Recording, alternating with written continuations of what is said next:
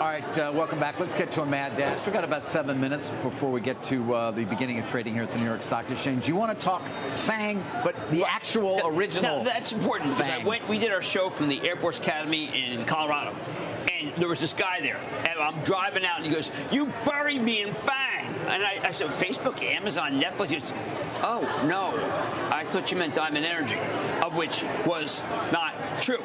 But Diamond Energy is considered to be one of the more thoughtful companies out there. And they said last night that we continue to believe that at current oil prices, U.S. shale oil production has likely peaked and that activity levels in the lower 48 will remain depressed. Rig counts declined a lot. They missed their numbers, but it doesn't really matter. I'll tell you why it doesn't, because they missed their numbers by choice.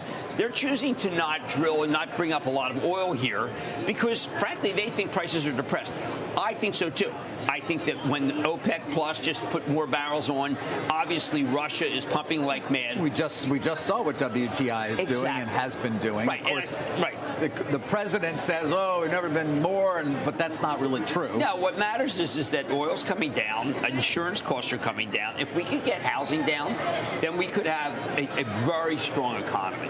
Right now, housing, we hope, because the mortgage is coming down, maybe we get more activity. But this is very bullish for America. I know I'm going to just kind of get in the sense of lower energy prices or oil prices. So, and energy's coming down. You know this because this company could drill all at once, and it's because they have the best properties in the Permian.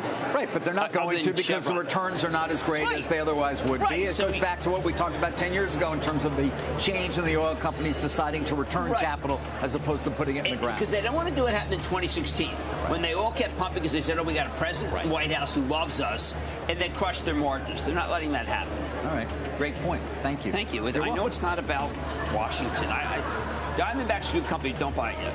Okay. All right. You got that going.